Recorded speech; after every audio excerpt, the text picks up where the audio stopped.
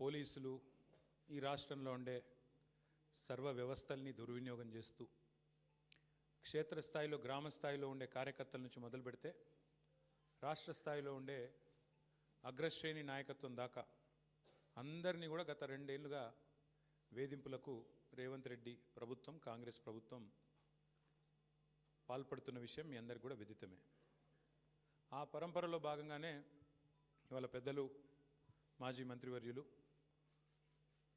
శ్రీ హరీష్ రావు గారిని ఈరోజు ఫోన్ ట్యాపింగ్లో ఏదో విచారణ పేరిట వారు నిన్న రాత్రి అక్కడ సిద్దిపేటలో ఉంటే అర్జెంటుగా ఆగమేఘాల మీద మీరు పొద్దున్నే రావాలా అని చెప్పి రాత్రి 9 గంటలకు నోటీస్ ఇచ్చి పొద్దున్న 11 గంటలకి హరీష్ రావు గారిని రమ్మని ఆదేశిస్తే ఈ దేశంలో ఉండే చట్టాలు, న్యాయ వ్యవస్థ, రాజ్యాంగం వీటి మీద గౌరవం ఉన్న ఒక పౌరుడిగా, ఒక నిబద్ధత కలిగిన నాయకుడిగా రాత్రికి రాత్రి వాళ్ళ పొద్దున నిజానికి ఆయన కార్యక్రమాలు ఉన్నాయి సిద్దిపేటలో, అవన్నీ రద్దు చేసుకొని ఈరోజు రాత్రికి రాత్రి హుటాహుటిన బయలుదేరి వచ్చి దాదాపు రాత్రి 12 గంటలకు హైదరాబాద్ చేరుకొని వాళ్ళ పొద్దున ఉదయమే మళ్ళీ తిరిగి విచారణకు హాజరైనారు. కానీ ఈ విచారణ చూస్తూ ఉంటే ఈ గవర్నమెంటు ముఖ్యంగా కాంగ్రెస్ పార్టీ యొక్క వైఖరి చూస్తుంటే గతంలో చెప్తారు తాను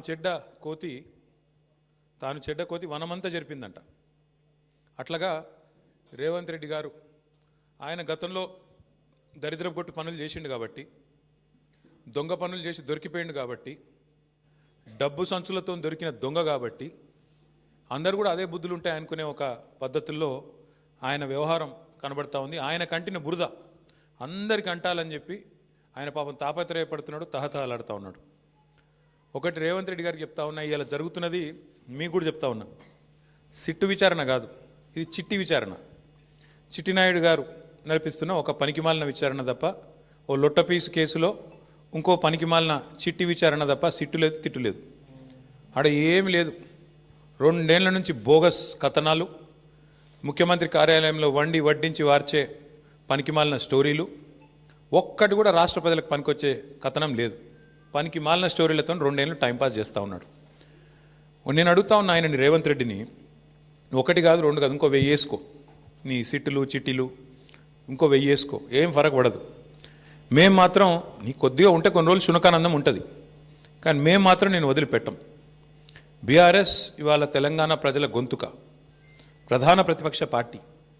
మీరు ఎన్నికల్లో ఆనాడు మమ్మల్ని ఓడించడానికి అడ్డమైన మాటలు చెప్పి, అడ్డగోలు హామీలు ఇచ్చి, అందమైన అబద్ధాలను 6 గ్యారంటీ కార్డుల రూపంలో ప్రచురించి ఆ రోజు ప్రజలను ఏదైతే బురిడి కొట్టించినారో, మేము ప్రజల తరపున గట్టిగా మాట్లాడుతున్నాం అన్నది నీ బాధ. ఇవాళ ఎట్లా ఉన్నదంటే నీ వ్యవహారం రేవంత్ రెడ్డి గారు, అదృష్టం అందలం ఎక్కిస్తే బుద్ధి మాత్రం ఇంకా బురదలనే ఉన్నది రేవంత్ రెడ్డిది. రాజకీయంగా ఇంకా కూడా ఆయనకు జ్ఞానం రాలే, ముఖ్యమంత్రి అన్న సోయి లేదు. తెల్లారి లేస్తే కేసీఆర్ గారిని తిట్టడం, మా పార్టీ నాయకులను తిట్టడం, పనికిమాలిన బూతులు మాట్లాడడం, పనికిమాలిన పని చేయడం తప్ప. అందుకే అంటున్నా నేను, అదృష్టం అందలం ఎక్కించిన బుద్ధి మాత్రం బురద బుద్ధే రేవంత్ రెడ్డిది. అందుకే ఈ దిక్కుమాలిన పనులు చేస్తూ ఉన్నాడు. 2 సంవత్సరాల నుంచి సాగదీస్తున్నాడు ఫోన్ ట్యాపింగు.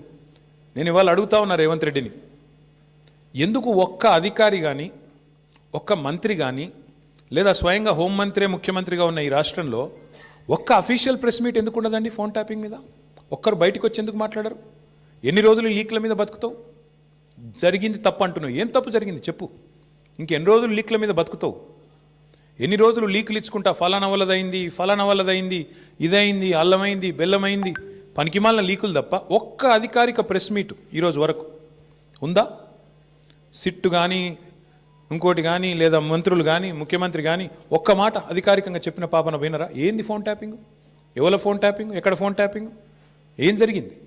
రాజకీయ వేధింపులకు ఇంకా విచిత్రం ఏంటంటే, హరీష్ రావు గారి మీద కుట్ర, ఎవరో ఒక ఆయన సిద్దిపేటలో ఆయన మీద రాజకీయ ప్రత్యర్థిగా ఉన్న ఆయనతోని కేసు పెట్టించారు.